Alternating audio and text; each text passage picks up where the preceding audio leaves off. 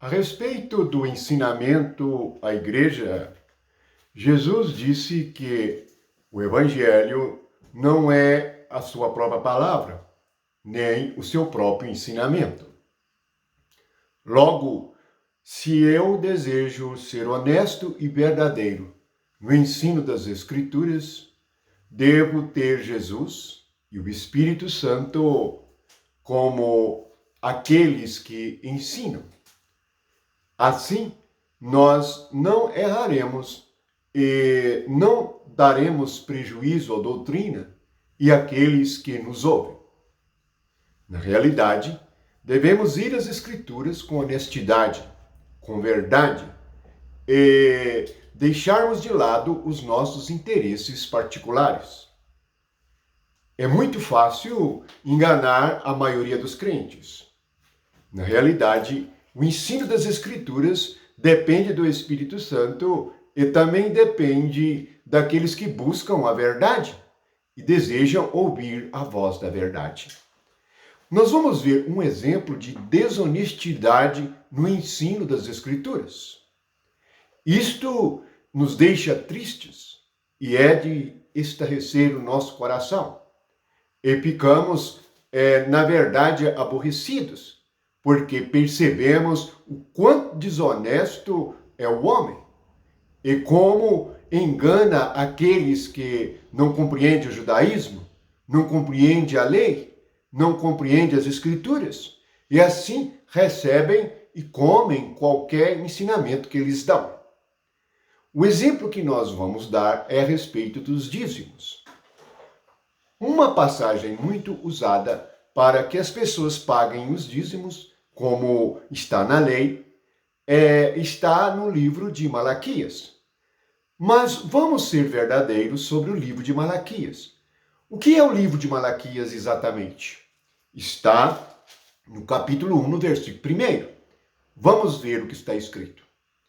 Sentença pronunciada pelo Senhor contra Israel, por intermédio de Malaquias. Portanto, todo o livro de Malaquias é uma sentença pronunciada por Deus contra Israel.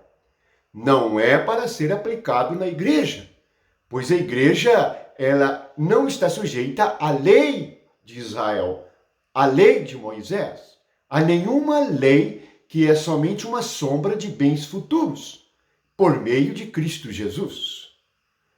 Veja que, se nós quisermos ler versículos isolados das Escrituras, podemos fazer um terror e uma pressão psicológica naqueles que ouvem. E é chocante. Veja, por exemplo, se lermos somente em Malaquias, no capítulo 3, no versículo 8, diz assim: Roubará o homem a Deus? Todavia, vós me roubais e dizeis: em que te roubamos? Nos dízimos e nas ofertas. Veja que o roubo é algo terrível e nós, sermos chamados de ladrões, nos sentiríamos como? Portanto, quando a igreja ouve estas palavras, as tem como prática, a desobediência é como consequência ser chamados de ladrões. E isto tem um impacto terrível em nossas almas. Mas, na realidade, se formos aplicar esta palavra à igreja, então estamos voltando para o judaísmo.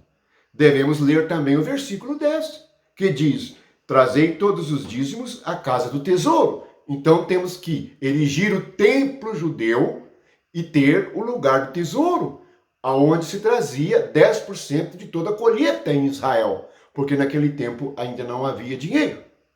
Era 10% da colheita para sustentar a tribo de Levi, que não havia herdado terra em Israel e eram responsáveis pela administração do sacerdócio na casa de Deus.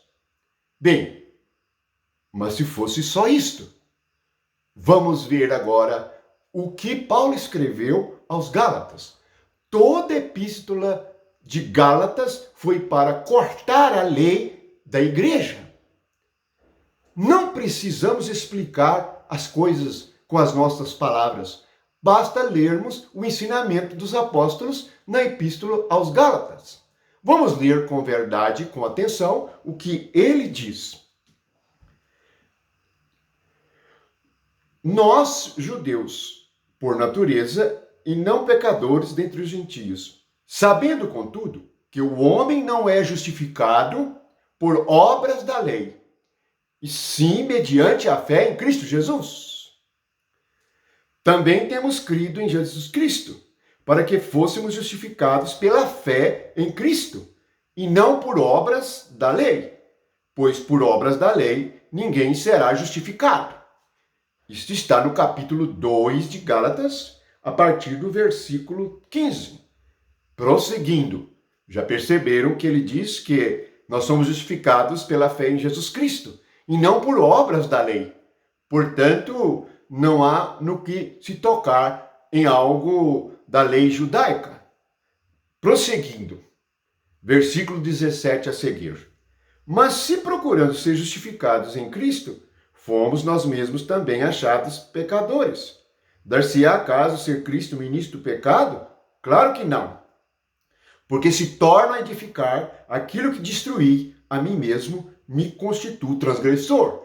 Aqui ele está dizendo que os Gálatas estavam tentando ser judeus e estar na igreja. Então estava edificando aquilo que foi destruído na cruz de Cristo.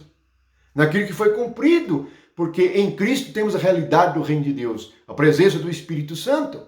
E somos governados pela presença, pela comunhão com o próprio Deus vivo. Portanto, ele prossegue.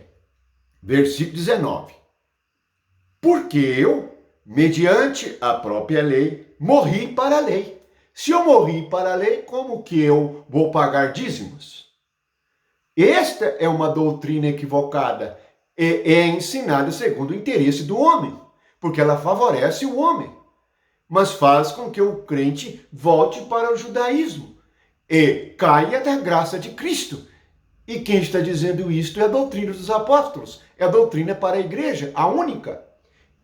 Ele prossegue dizendo, porque eu, mediante a própria lei, morri para a lei, a fim de viver para Deus. Estou crucificado com Cristo. Logo já não sou eu quem vive, mas Cristo vive em mim. E esse viver que agora tenho na carne, vivo pela fé no Filho de Deus, que me amou e a si mesmo se entregou por mim. Não anulo a graça de Deus, pois se a justiça é mediante a lei, segue que morreu Cristo em vão. Isto mesmo. Todos os líderes, todos os teólogos, todos os ensinadores de igreja que estão ensinando os crentes a recolherem regiamente os 10% do dízimo, estão anulando a graça de Deus por meio de Jesus Cristo. É isto que a doutrina dos apóstolos está dizendo. Vou ler novamente o versículo 21. Não anulo a graça de Deus, pois se a justiça é mediante a lei, segue-se que morreu Cristo em vão. Portanto, Cristo é vão para a igreja que paga dízimos, porque assim Cristo não é a graça. Não é a graça e não pagou por mim tudo que eu devia pagar. O sentido espiritual do dízimo é que Cristo é a oferta de 100%. E nós também devemos dar 100% a Deus. 100% do meu corpo, 100% da minha alma, 100% do meu espírito, 100% dos meus bens. Tudo agora pertence a Cristo, não 10%. 10% é uma figura da oferta que é Cristo.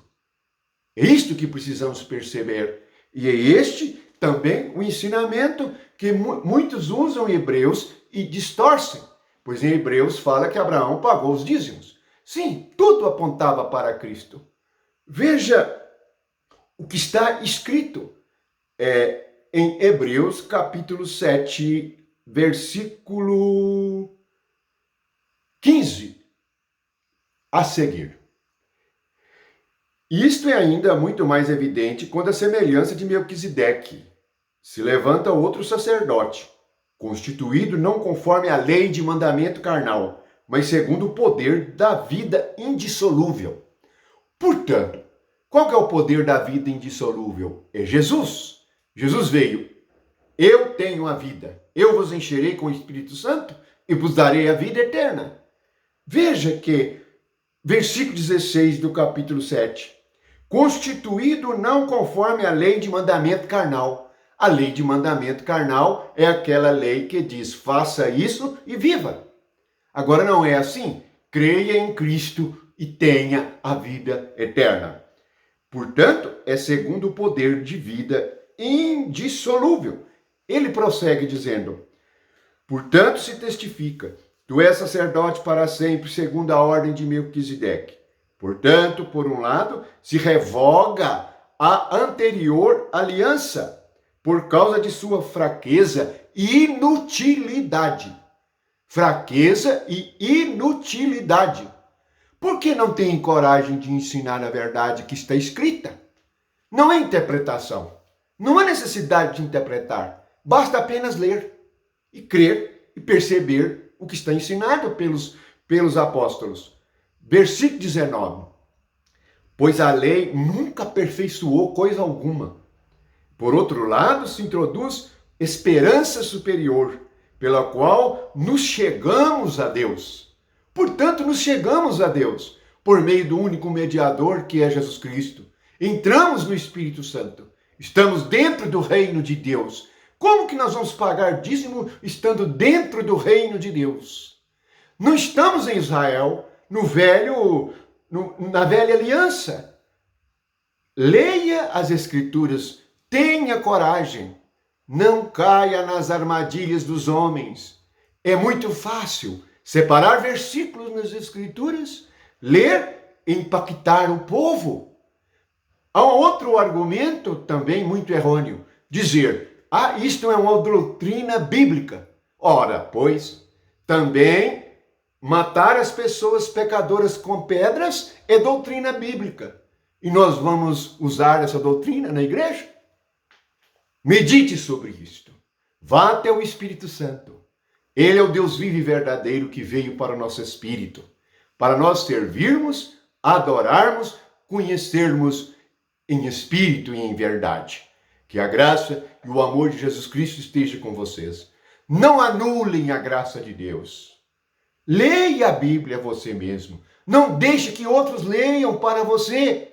Tenha coragem, porque a graça e a verdade vieram por Jesus Cristo. Amém.